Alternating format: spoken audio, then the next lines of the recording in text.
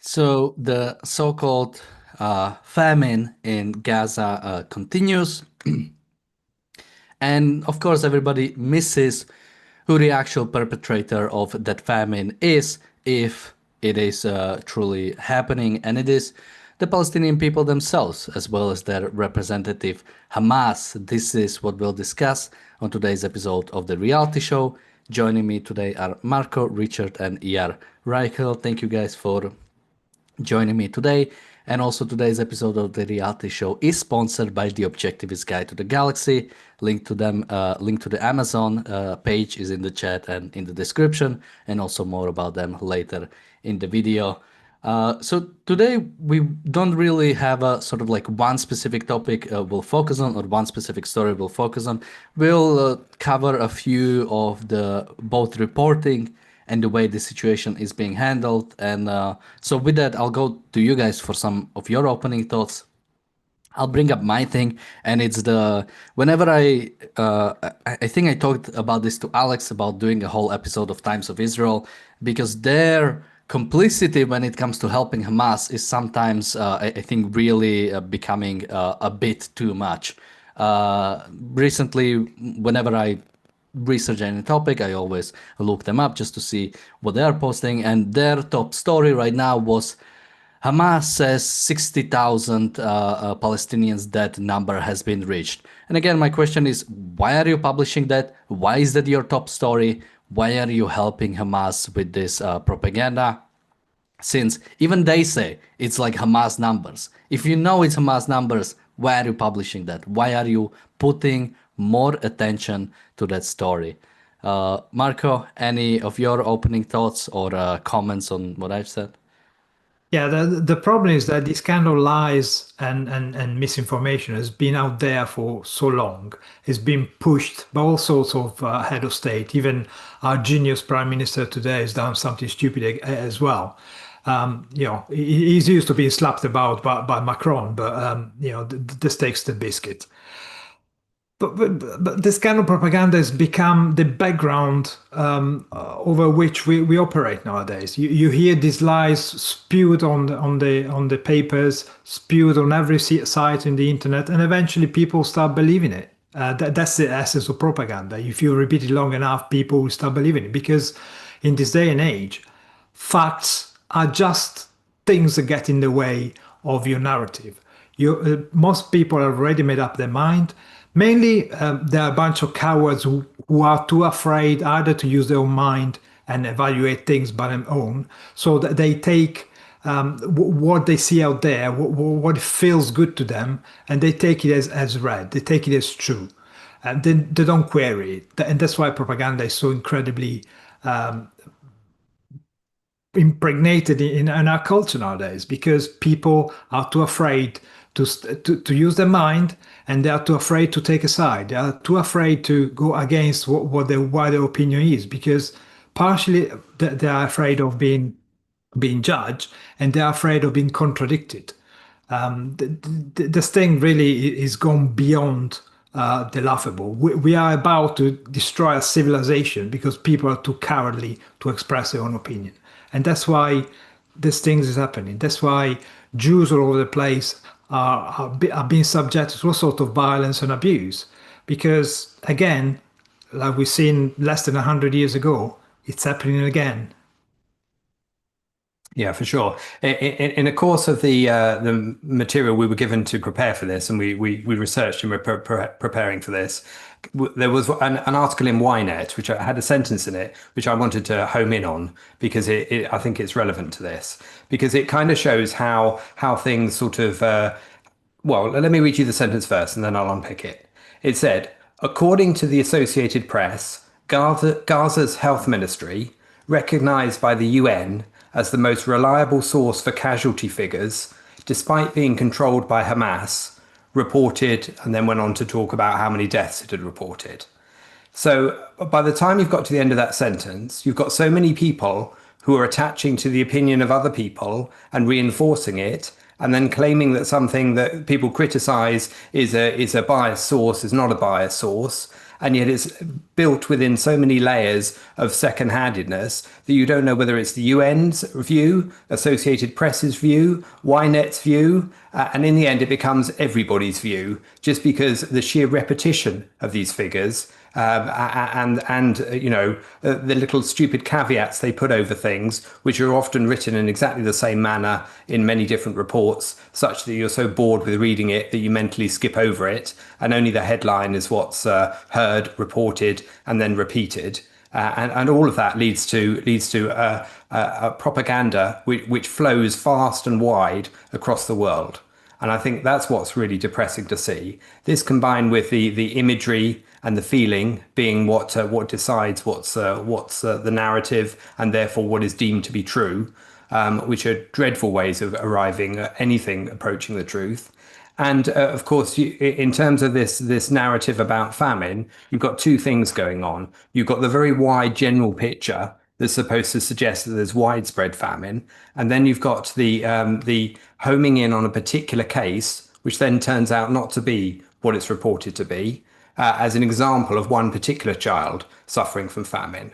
So in both cases, the focus is intended to mislead you. It's intended to mislead you, both being so general you assume it's everywhere, but you can't see any detail. And then when you are shown a piece of detail, it's a flagrant lie in the first place. And I'll get onto some of that and some of the reporting of that has uncovered some of those lies a bit later in the show.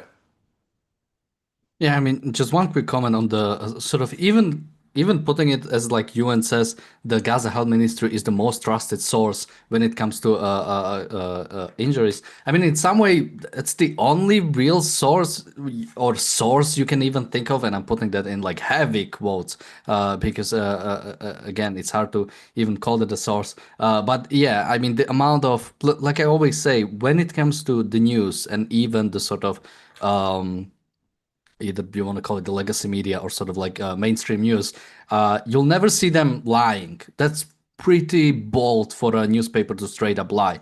But when it comes to omissions, when it comes to not putting things into proper context, well, they have a field day. They can have a complete field day with that, and that's what's important to watch out for. I'll go to you, ER. I'll bring in one more thing that happened in the last half an hour, and we talked about it on TDO. And of course, it's Keir Starmer basically threatening Israel to saying that unless you commit to a ceasefire or unless you basically put ceasefire into works, we will recognize the Palestinian state. And that is basically a change from, like, I think yesterday, where he called for, yes, he called for ceasefire, but as coming from both sides as a and coming to an agreement, and then there will be a recognition of the Palestinian state. Any comments on this or any other opening thoughts you'd like to have? Well, I have an indirect comment. It's a little different. I wouldn't say it's off topic. It's very essential for the topic, but it's a completely different angle that I think that is very important. And for a reason you'll find out soon, I'd like to remind you guys of October 7th, 2023. This is a horrible, traumatic day for me personally. Even though I haven't been in action, just the experience in the news and the live streaming and trying to protect my family and not knowing if I'll survive this day, it's enough to leave a mark. Thousands of Gazans, Hamas, other factions, people who are unrelated to any factions. By the way, those the murderers who kidnapped, murdered and kidnapped the Bibas family, the mother and her twins, and the father, they were unlinked to a terror organization later adopted by one, just for example. Anyway, those thousands who murdered to Israel, including those who are still defined as innocent Gazans, murdered, raped, burned, gassed, mutilated, tied to trees, arranged mutilated body parts of their victims in all sorts of humiliating ways. And those are innocent victims. I personally cannot forget the images of living rooms with floors that are red from blood of the victims, with Gazans posing and treating the bodies of the innocents they have murdered as trophies. These are undeniable facts that was live streamed by the Gazans. They are proud of that. And so, a lot of time when people talk to them, they refer them as monsters. Say, oh, those monsters. Monster is a creature that its nature makes him act in such way. These are human beings that volitionally accepted nihilism and barbarism in the form of Islamism, and then therefore went on and did those horrible acts. And here is the reason I am pointing at all of these facts. All of this time in previous show, I've been talking about the evil of Palestinism, and I think I knew those facts, but I didn't talk about them explicitly. And I think explicitly mentioning those horrible facts will help you understand my criticism for Palestinism. This is just a little example. There are many other aspects and historical facts and whatever. And the thing is that people who define themselves as Palestinians, including those with Israeli citizenship, many of them would do anything they can to avoid condemnation to the October 7th attack. There are those who are explicitly supportive of that, gleeful, happy, proud. There are those who support it implicitly. There are those who deny it. There are those who pay the lip tax, but you can see they do whatever they can to still implicitly justify it and put the blame and the moral responsibility on the Jews. And I want you to remember what I've just said. Whenever you think about diplomats trying to solve the issue by recognizing a Palestinian state, and think about it when you see people accuse the Israelis of the poor conditions in Gaza due to the people in Gaza not giving up the ideology of Palestinism and refuse to surrender this horrible entity ideology, whatever you want to call it, refuse to return the hostages. And their motivation is them reminiscing at the horrors of October 7th and wanting more. This is their motivation. This is why they agree, in a sense, to starve instead of choosing the other reasonable option, which is going against Palestinism and against the Hamas or whoever rules the area, who do it in the sake of Palestinism. They are willing, if they are starving, they are willing to starve. They are willing to suffer war, just so Israel will be weaker and weaker and weaker in this prolonged war and suffer more international scrutiny, so it will be weaker. So the next time they'll attempt to perform such massacre, they'll be more successful in their sick and horrible standards set by their evil ideology. So I just wanted to state that I think when we talk about moral approval or condemnation, or who is morally responsible in war, and all of those important things, it's very important not to forget the starting point in this context. It's very important to understand the meaning of the ideology of Palestinism. And it's a little bit off topic in a sense that I'm not focusing on the more secondary thing, but it's very important to understand the primary here and where I'm coming from. Yeah, I mean, absolutely. That's it's always important to remember sort of like why we are here. And yeah, the fact is the world completely forgot, or no, didn't forget, is actively evading it. Is actively evading why there is war, is actively evading who is at fault here. I want to I guess I'll bring up this specific point that I think really has to be nailed on, and it's the fact that let's, for the sake of discussion, just assume for most of the stream that there is an actual sort of risk of famine. Now, we have been hearing about the famine since maybe not necessarily October 7, but well, technically, well, okay, we'll start with this. There is this organization, UN organization that I don't have the name in front of me. Maybe somebody can remind me. The one that watches for famine.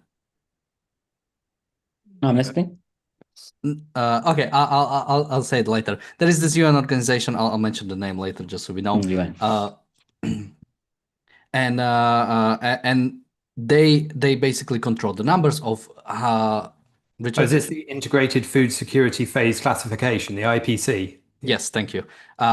This is basically, I believe, originally it was created for Somalia. It was basically to classify for the UN. It was to classify when there is like a famine and what is basically the food security in the region. Now, right after October 7th, it was worse than it was a few months ago. And we are talking about a few months ago after there was a blockade by Israel for a few weeks, but no aid was coming in. So this is the kind of like famine we're talking about. And the reason I want to mention it is that, if there is like an actual starvation coming, if there is something, if you check any media, all of it is on Israel. It's Israel that has the responsibility. It's Israel that needs to do something. Ring the alarm, push Israel. Everybody is pretty much trying to do anything they can to basically push Israel. You have the Keir Starmer saying there's going to be a recognition of the Palestinian state. You have pretty much every international agency, every international group basically calling on Israel to do something. Why is there not a single thing asked of the Palestinians? Why is there not a single call of Hamas? Why is all of it always on Israel? Again, this is war.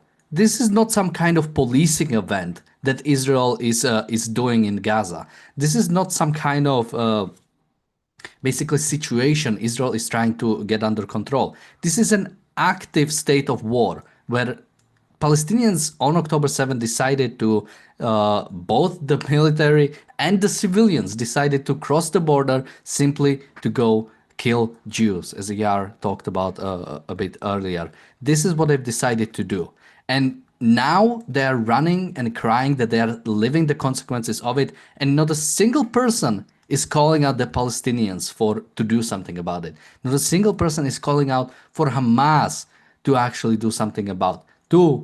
I mean, release the hostages would barely be enough to actually justify what has been happening. But not even that, not even those calls are happening. Nobody, the hostages are pretty much forgotten by the international community. Nothing is demanded of Hamas. I mean, yeah, Marco, any comments on this? Yeah, I mean, there is this Guardian article which I want to go to a bit more, but it says protesting over Gaza starvation feels like screaming into void, but we mustn't stop. And it's was published by the Guardian, and you're screaming at the wrong person. Scream at Hamas, scream at Palestinians. It's like just like ER mentioned earlier, Palestinians currently would rather starve than do something about the hostages or do something about Hamas or do something about this war. What can you do with the population that would rather die than live, and not even live like under tyranny, live under like freedom? Because the alternative is living under Hamas. They would rather starve or risk living under Hamas than have some potential future. Marco? Yeah, absolutely. Well, a shortcut for UN definitions. What is genocide? Whatever Israel does. What is famine? Whatever Hamas says. So, we see the pattern, isn't it? Too often the UN uses its various bodies whose acronyms are impossible to remember in order to attack the target that they got inside, which is, unavoidably Israel every time. They don't go after Sudan. They don't go after the Somalian jihadis. They don't go after the former Bangladeshi tyrant. They don't go after the Uyghur genocide in China. No, they go after Israel constantly. Israel is the most sanctioned place on earth according to the UN. And the UN, the same body that pushed for a two-state solution in 48 when Israel was created in the first place. Had the Arabs accepted the resolution, now we would have a two-state solution because Israel is not interested in taking over the Middle East. Israel just is trying to make the best out of the little territory it's got. That's why we got Tel Aviv, and what's on the other side? Ramallah and the other rubble-strewn places. Not because the IDF has destroyed them, but because they never really were developed to the level they should have been developed, given all the billions that the West has given to those terrorists. So here in the West, we keep entertaining these contradictions. We cannot possibly, contradictions do not exist in reality. They cannot exist. But here we keep talking about two-state solution, ignoring the fact that one of the two parties, the Arabs, are against it because they want the destruction of Israel. They are quite clear. They made it clear. The Palestinian Authority makes it clear. The Iranian make it clear. Hezbollah makes it clear. The Houthis makes it clear, and the Gazans, Hamas, has got it in the chart. So it couldn't be any clearer. It's literally black and white. But no, we pretend that they want peace. So pushing for a two-state solution, Mr. Idiot Starmer, what does it mean? Ignoring the fact that one of the two parties doesn't want peace, never wanted it. It's shown it over and over again. Every time there is a peace period in the Middle East, it's always broken by the Arabs attacking Israel. October 7 was just the latest example. The Houthis are still throwing missiles at Israel. Iran is still developing nuclear weapons. What do you think the conclusion is going to be? Until Israel is annihilated, or we annihilate the enemies of the West, the enemies of civilization, in the face of the Islamists and all these apologists, we will never get anywhere near peace. 2, 3, 4 states, 0-state solution, it's not a solution until somebody in the Middle East wants death instead of life. So that's never going to be solved. And of course, the fact that Netanyahu gets involved in the stupid aid to his enemies. I mean, this situation shouldn't even be an issue. Is there famine in Gaza? Well, it's not my problem, not Israel's problem, nobody's problem. The problem is the Gazans themselves. They caused October the 7th. They caused the current situation, and they are the one responsible for their own children. Do they want to stop farming for their children, even if there were famine? And there isn't. Despite the protestation and the slogans and the rhyming songs and whatever, there isn't a famine in Gaza. But even if there were, who cares? It's their fault, their cause. They can stop it when they want. Do they want their children to stop going without food? Well, surrender, return their hostages, which are still held by the same people who are bitching about lack of food. They are still held there. We know that they've been held by doctors, journalists, nurses. So the Gazans are part of Hamas, are part of a structure which wants hate and destruction in the Middle East. So until they surrender, until they renounce this ideology of hate, there's not going to be a peace. There's not going to be a two-peace solution. There's not going to be a solution at all. Now, this organization, the IPC that you referred to earlier, Daniel, I'd take up from that point at this juncture, is the one behind the current set of headlines talking about widespread death. And talking about famine to a great extent. Basically, those are the experts when people refer to experts. Supposedly experts. Now, they haven't actually declared a famine, and they've come yet again very close to declaring a famine because even by their own criteria, it doesn't meet it. And their own hyperbole undoes their own argument as well, because they talk about it being unlike anything we have seen in this century. And then they go on to mention that, well, if you look into them, you can find out that they reported a famine in Somalia in 2011, in South Sudan in 2017, in 2020, in Darfur last year. So those were, And just quickly, when we're talking about like Sudan, we're talking about like 500,000 children. yeah. And Yeah, those are utterly incomparable for a start. But apparently this one still is unlike anything we've seen this century in Gaza. It just doesn't stack up even on its own terms. It's ludicrous. And when they focus, you talked also about the Guardian article and the screaming into the void thing. And so many headlines have been screaming at the viewer and the reader just lately. The Daily Express was one of those a few days ago with its large picture on the front page of a child in a mother's arms, a child with a curved spine, looking very thin, and the headline, "Don't look away." Now, David Collier, the excellent investigative journalist who everyone should follow, his hashtag on X is his handle on X is at Mishtal, Mishtal, and anyone who cares about the truth should follow him. He's done a full thread on this particular child, Mohammed Al Matuk. And I name him because it's specific. This is supposed to be specific. It's homing in on one particular child and telling you this is an example of famine. And what his analysis has shown is that child has cerebral palsy, that when you look at the wider picture, that outside of his mother's arms and his other photos, his brother, who's 3 years old, is perfectly healthy, so is his mother, because they don't have cerebral palsy. There is no famine. This is not an example of famine in this case. And it talks about, for example, he exposes the fact that his mother is interviewed by the BBC, who reports all of this as if it's completely true, ignores all the extra facts which they can see, such as the brother, for example, such as the fact that the mother talks about the child having been in physiotherapy because he's got cerebral palsy, not because he's a victim of famine. But the BBC doesn't pick up on that. It chooses to focus only on the famine line. And again, David Collier points out the fact that the mother says that the father was out looking for food and was killed.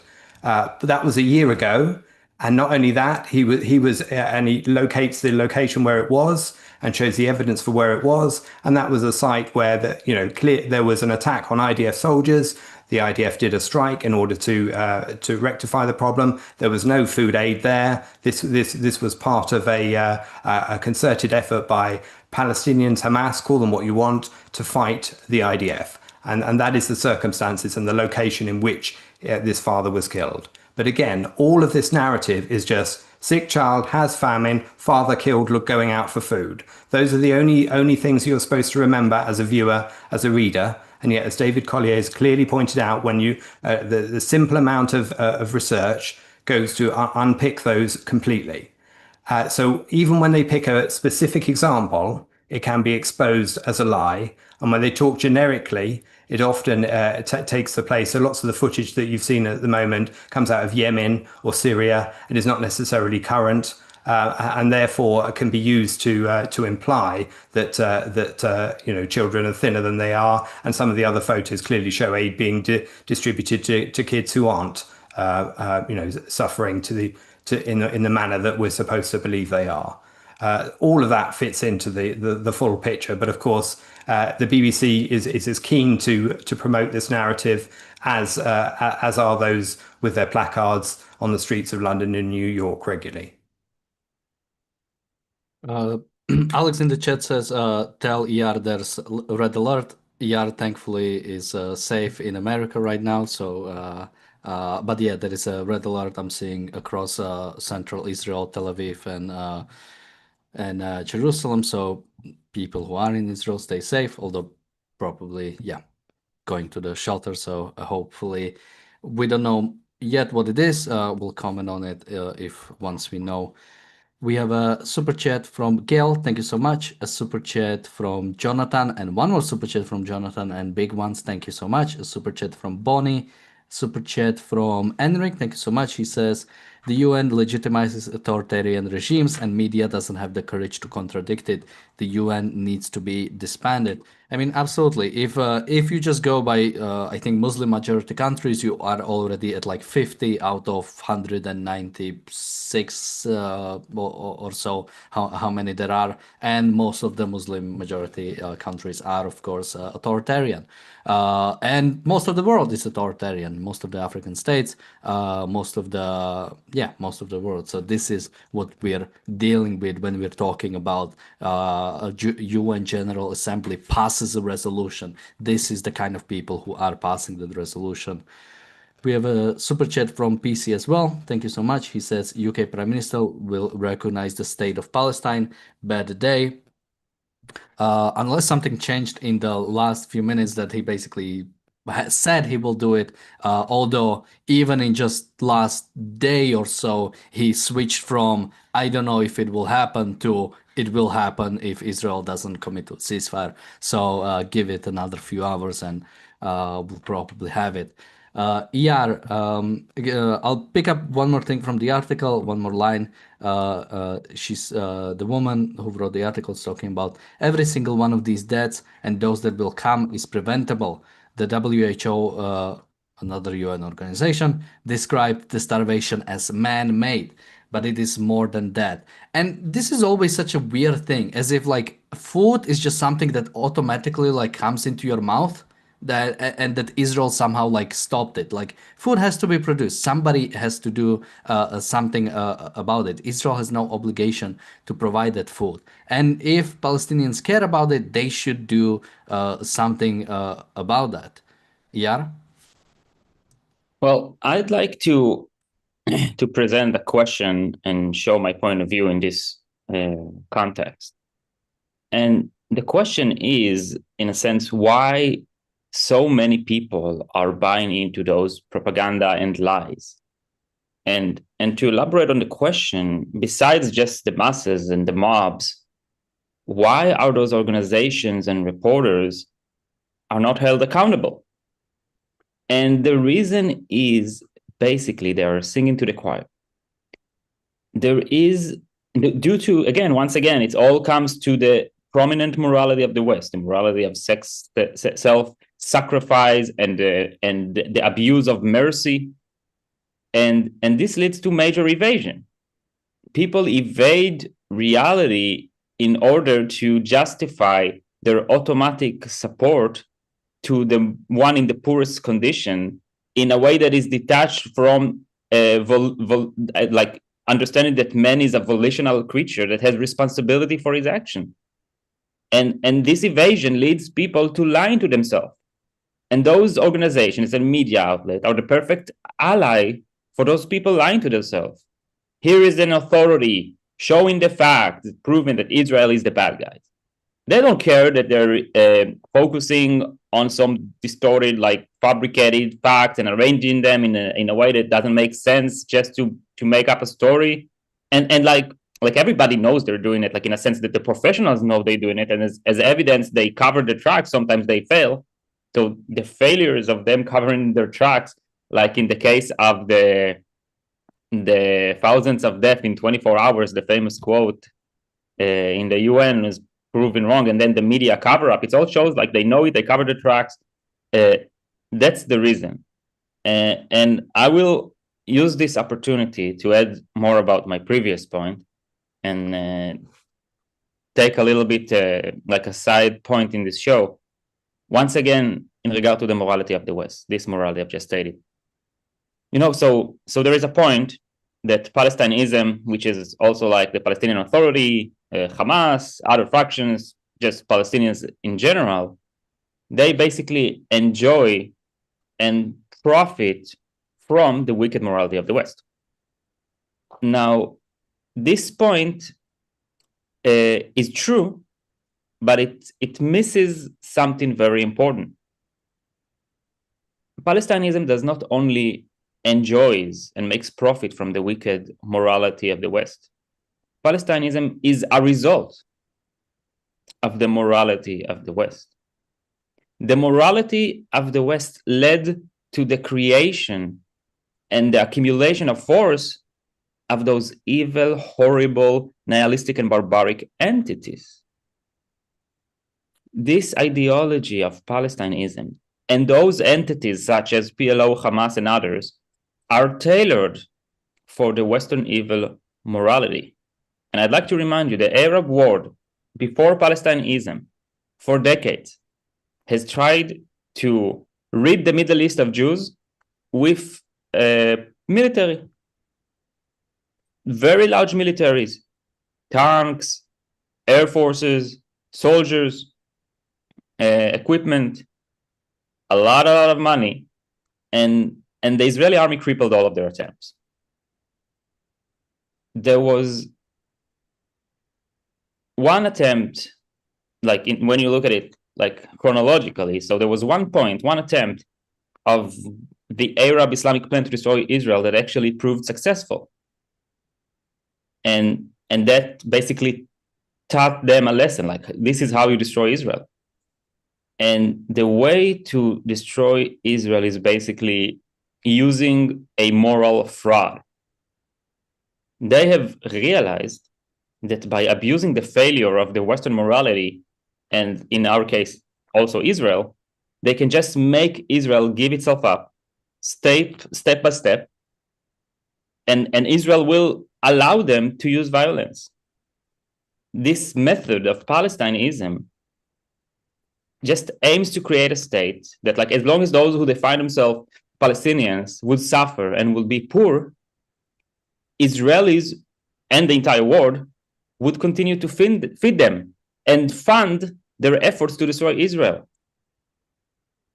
All they had to do, and this is what they did, and for me, I'm still in awe that it is successful for them, was to create an ideology and a political movement that is just so evil, its premises are so evil, so its followers would voluntarily, willingly make their life a living hell in order to abuse this broken morality and force Israel to do things that ends up into committing suicide. Now, this is the one thing that just like puts me in awe. Like, how those people accepted this evil ideology and choose living in hell. Like, what is their motive? The motive is hatred, is spite, is glee for death of Jews. This is the motive of this movement. And it's just like this is one thing that shocks me. The other thing is that the Western world is so fixed into this morality that he's not willing to try and say, wait, maybe there's a problem with this morality that creates all of these dictatorships or what, and suffering and death. Maybe there's something wrong here. No. They give moral sanction to those evils. They see all this death around them, and they choose evasion. They make up stories, make up excuses, buy into this evil propaganda, and keep going with their life. They think they can get away with it. That's the thing. They think, oh yeah, if we show the Islamic world that we're against Israel, so we'll be fine. Like, our future will be bright. And this is my message to the West. Like, either you realize that those ideologies of Palestinism and Islamic jihadism is wrong, is abusing your morality, that should be amended. As long as you would not do it, you would be taken over in the future. And we already see evidence for this trend beginning. We see the grooming gangs, the immigrants, rape rings of minors, scandals of them being silenced for years, decades, I don't know, in Britain. We see how the United States of America has responded to 9/11, not by fighting Islamism, but by doing a phony war against terrorism, whatever that is, as if it's a primary. And this is a very bad direction the world is going to. And there is only one way to put a stop to that and to end this trend, and this is by intellectual change. if we will not fight the ideas at the core of this evil, we are dooming ourselves to a very bad future. I don't think my grandchildren will enjoy the same kind of qualities of life I'm enjoying if this trend will go on. And I'm doing here a conservative understatement, because I don't want to predict the future, but I am convinced that without us curing ourselves and people in the world doing the same of this morality, this is the direction we're going to. Yeah, there's a lot to comment on there. We have a super chat from Jonathan. Thank you so much. And let me mention that today's episode of the reality show is sponsored by the Objectivist Guide to the Galaxy. If you'd like some answers to some, I think, interesting science questions, check out the Objectivist Guide to the Galaxy. It's written by an objectivist, so I think Zoltan Sendes, the writer of this book, I think very well sort of sorts out to a bunch of BS that I think invaded science, or sort of the bad philosophy that invaded science. So check out the book, The Objectivist Guide to the Galaxy, on Amazon. Link to that is in the chat and in the description. And now to go to you, Yar. So one of the books I really like that I've read for the first time, and it's sort of like an American classic, is The Catcher in the Rye. For people who read it, it's basically sort of like it's basically about a boy who sort of is lost, doesn't really know what to do with his life, and I think fundamentally it's about a boy who sees the morality of the world and sees there is a certain problem with it. Now, the author doesn't have a good philosophy, so the boy doesn't really get an answer to what is the problem with morality. The only thing he can come to is the people are not good enough to practice the morality, basically. Instead of doing what somebody like Howard Roark did in The Fountainhead, and is to question, or rather maybe Reardon more, is to question that morality. And this is exactly what's happening here, is instead of people going around and seeing, okay, there is something that's going on in the world that doesn't seem right, and instead of questioning the morality that brought it here, they are talking about, well, we just have to try harder. We just have to make sure that we sort of adhere to morality more. And something separate you mentioned is about sort of, will we see the world we see today in the future? And I think it's the same thing, that people simply accept that the things that they are right now are simply the fact of nature that just happen, that they do not require any philosophy behind it. They do not require any sort of good ideas to sustain them. They simply are here. And so they can also be imposed on others. If only we do certain things with Palestinians, they'll enjoy the same kind of life we have. And if they don't, it's not their fault. We just have to share it with them. Okay, this was a bit incoherent. Marco, anything you'd like to pick up from that and comment on? Yeah, to go back to what Yaro was saying earlier on, I mean, there is a character in Atlas Shrugged, one of the good guys, when he's asked about, can you think of a man more evil than the man who's indifferent to pity? And his answer is, yes, I can. And it's the man who weaponizes and exploits the pity felt for him in order to hit the man that feels pity.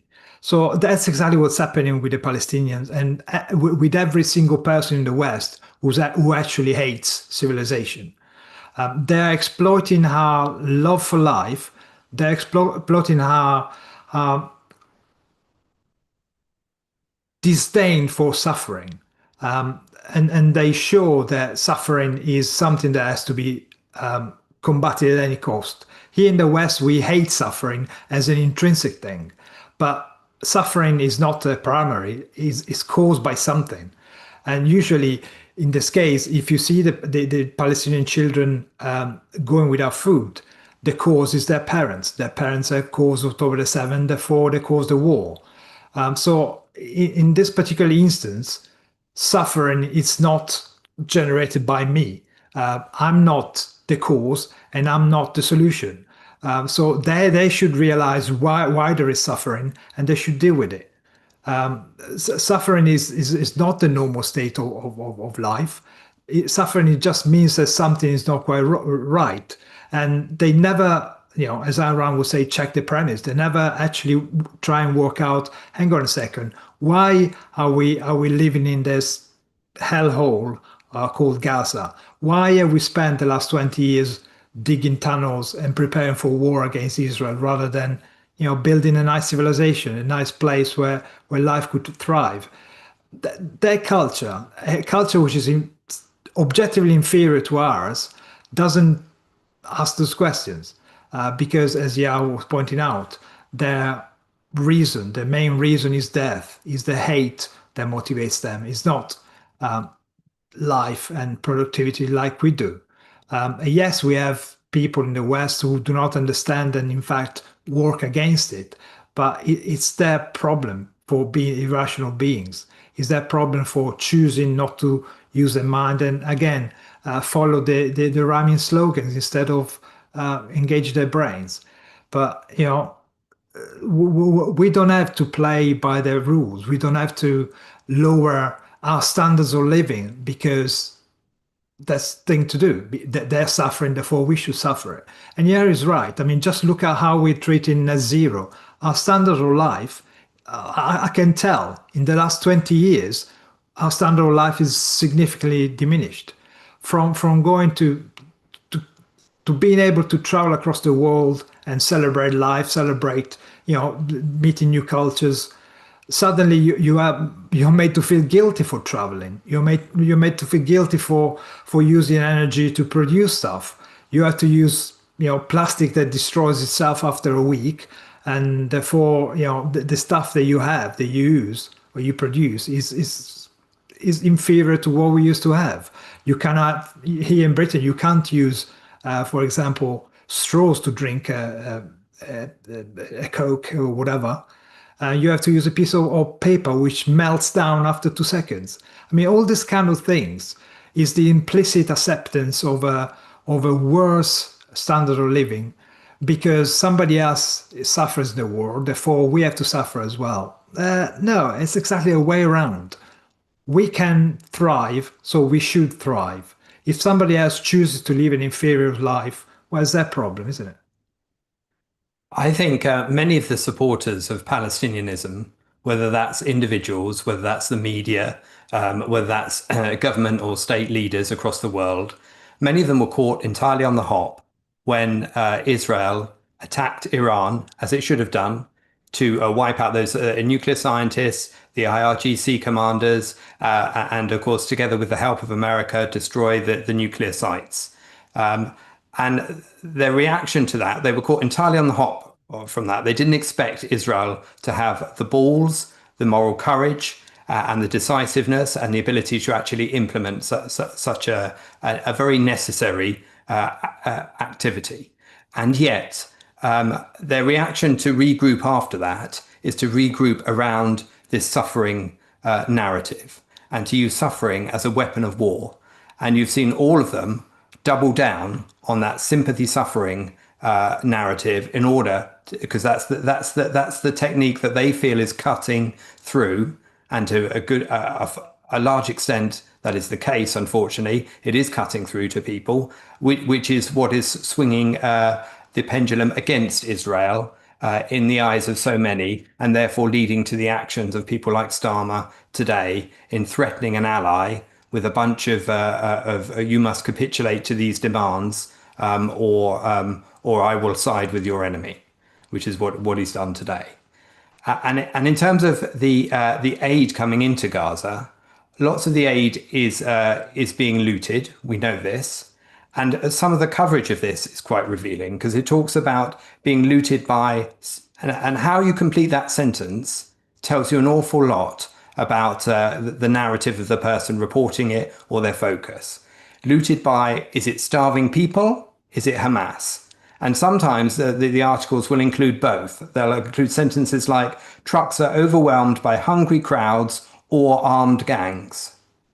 Now, if as a reader, you just let those words wash over you, and you just focus on some images and you don't stop to even think about what those words mean and how they can be bunched together, and then how in other articles they'll drop the armed gangs and they'll focus entirely on hungry crowds, and whether those are hungry crowds anyway or just those that haven't got the food because of the armed gangs taking the other batches of aid, then I think this is part of the problem. This is part of the problem that ER's talking about. Is why do people accept it? It's partly because they do not have active, focused minds. And when they're even among the morass of lies and of distortions and of selective reporting, there is sufficient in there even for an active mind to say, hang on a minute, I question this. This does not fit. This does not fit with other information within the same article, within other articles, and to properly get under the surface of it. Now, you can tell from how some of these organisations work, the BBC being a particular one, and there's an article at the moment in The Spectator that's particularly good by Jonathan Sakadotti, which is pointing out there's been an email sent by a BBC executive to all the staff about how to report on Gaza. It's an email that wasn't supposed to come out. And I suggest you have a look at that article if you can, and you can see it, because it talks about one of the quotes from that email is from the BBC executive editor to the journalists at the BBC is, quote, "The argument over how much aid has crossed into Gaza is irrelevant," he says. He's basically arguing that the truth is irrelevant and you shouldn't refer to it. You should simply stick to the Hamas-Palestinian narrative. He argues that we should say that the current distribution system doesn't work. He calls on staff to comment on the GHF failure and insists that staff say so in their reports. Now, all of that is clear evidence that it isn't impartial reporting, together with all the stuff I referred to earlier about the BBC not asking the questions of that kid and his brother and his mother, and all of the evidence that was clearly there for anyone who wanted to report accurately. Together with that, you've got major organisations that still ludicrously have some prestige within people's eyes as being organisations that have a history of 100 years of reporting or so, and therefore people take their word with too much confidence. Then you're going to end up with more and more people being misled, more and more people choosing not to think, more and more people having passive minds, not active minds, and simply then defaulting to the images which can come from anywhere, which aren't necessarily relevant and which don't present an argument. All of that's what's going on at the moment, and it is depressing to see. And when people do it to you in conversation, you need to point it out. You need to say, hang on a minute, what are you referring to? How does that fit with this? You really need to question the premises that they are presenting when they parrot the stuff they've read or seen. So we're gonna have to start wrapping up, but I wanna bring just a few more things, then I'll go to you, ER.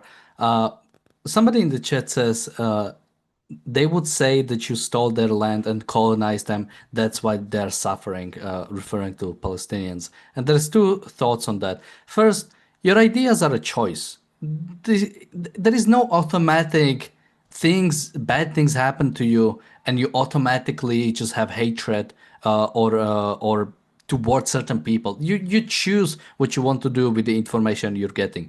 Palestinians are choosing to ignore history and hate Jews for the sake of it, and continue basically living just for the sake of killing Jews. And then there's a separate thing of like people who say that they hate Palestinians. They actually want Palestinians to die and suffer forever. I mean, why would you say that to somebody like them? It's like the people who say to the African Americans in America that everything bad in your life is the fault of slavery. Everything bad in your life is the fault of Jim Crow. So don't try to get better. Don't try to do anything with your life. Just simply accept that you are here because white people are evil, and just don't do anything with the rest of your life. There is agency in individual life.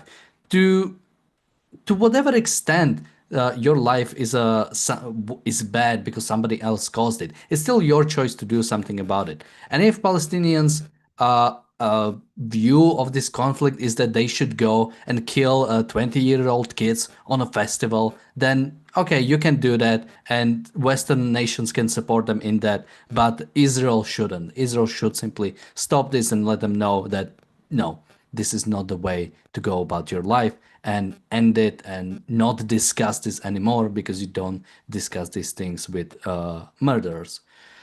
Yar, any Yeah, last points you'd like to make? And yeah. in order to what you said, I want to add something. I'd like to state a conclusion I made from observations. It's quite a cynical yet true conclusion that adds to what you said. So those people who blame Israel, they don't hate the Palestinians. They don't really care about the Palestinians. In fact, they see themselves as doing something good and very altruistic. They are willing to sacrifice them and doom them into a horrible life because it serves their fight against the Jews. So that's what it's all about. And just like in regard to the argument, like since the 1880s, Jews came to the Levant and purchased land fair and square. In the 1920s, they are the one who cleared the area from malaria. They created the value and created the environment that allowed other people to immigrate into the area. Under the British mandate, they kept buying land legally and with agreements. And then the Arabs basically revolt because they're starting to form political and ideological movement against the Jews. And in return, the British mandate issued the White Book, and I recommend our viewers who doesn't know what is the White Book to look it up, like the White Book of the British mandate over Palestine, which basically made it illegal for Jews to enter the area, even though it was designated as a homeland for Jews, and it was approved in the League of Nations and whatever. And it was during the Holocaust. Jews were sent to the gas chambers, millions of Jews murdered in all sort of ways, and they had nowhere to go. They had no sanction, and like there was a place, British mandate over Palestine with a Jewish community setting the infrastructure to accept those refugees, and the British rule said no. And this is just like to put the things in context, like when you say like Jews stole land. And also like the point about colonization or Jews taking the rights of Arabs or Palestinians, this holds an implicit, very racist premise that if the ruler happens to be in a certain race, the government is ruled by people by certain race, it means they must take the rights away of the people with the other race by definition, as if it's a primary. Well, Israel has a government that is run by Jewish people, but the citizens who are non-Jews, like Arabs, Christians, Druze, whatever, they enjoy rights way better than all of the neighboring countries in the Middle East. So the premise that Egypt is a better country because it's Arabs ruling Arabs than Israel because the ruler is Jewish, while ignoring the importance of individual rights and freedom, it mostly teaches us about the one who's giving this kind of argument. And now I see we're totally out of time, so I'm just gonna say, I'll present myself, Iyar Reichel. I'm an associate of the Ayn Rand Center Israel. I'd ask you to go to aynrand.org.il/about and read about it. I think it's doing a very important work in Israel. I'm also a leading member of the Victory Now movement. And as I said earlier, and I say in many shows, the best thing one can do right now is fighting the intellectual war to save the world. And Victory Now is a movement that is working on a book called Victory Now, and it shows a plan for Israel's victory and the moral case for it, which is very important because this is the basis.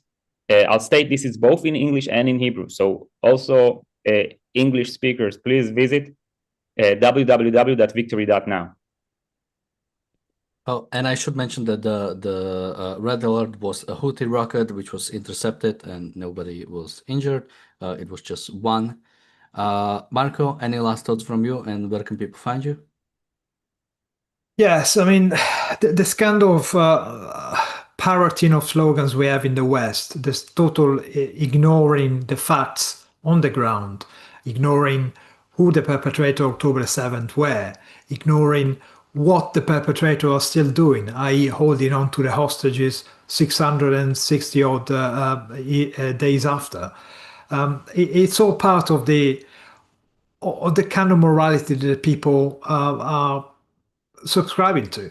If you think that the ultimate goal is somebody else's life, if you think you're not supposed to benefit from your effort, if you're not the receiver of what you produce, well, then yes, you're gonna just be a slave. You just repeat what's been told to you by your betters, by your superiors. So once you accept that life is yours, that it's up to you to make the best of it, and that this world is, it's knowable and manipulatable enough for you to make a good life for yourself, you will understand that eventually happiness is possible according to the amount of effort you put into it. So it's not that you should stop thinking because the slogan sounds good, but once you have facts, have the courage to think for yourself, have the courage to go after your own values, and start feeling what self-esteem means. Because it's only when you have your own values and when you achieve them that you're going to start feeling something that tells you life is worthwhile living.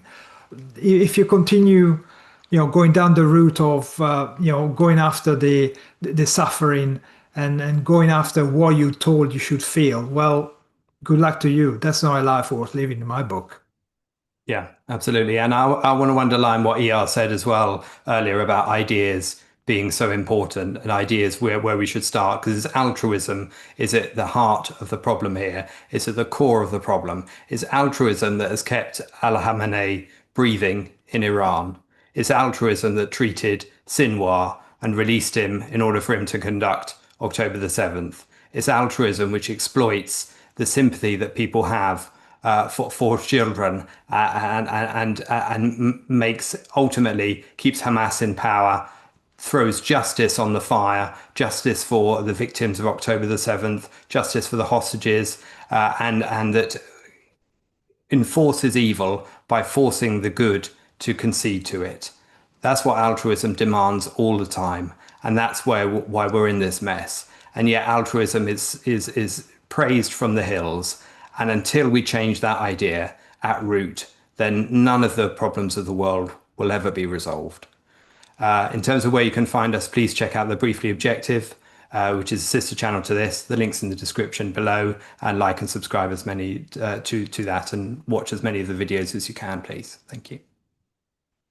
And let me remind people, today's episode of the reality show was sponsored by The Objectivist Guide to the Galaxy. Link to Amazon is in the chat. And you can also, we have the Atlas Shrugged Book Club coming up in about 90 minutes or so. If you are a YouTube member, you should be able to see a members live stream. And if you are a website member, you should be able to, you should have gotten an email, or you should also be on our WhatsApp group. So to become a member, if you'd still like to join, aynrandcenter.co.uk/membership. If you do become a member, you'll still be able to join. So you have 90 minutes. Thank you guys for joining me today. Thank you everybody for watching. We'll be back with the Atlas Shrugged Book Club in 90 minutes, and also tomorrow with the Daily Objective and the reality show. Until then, bye bye.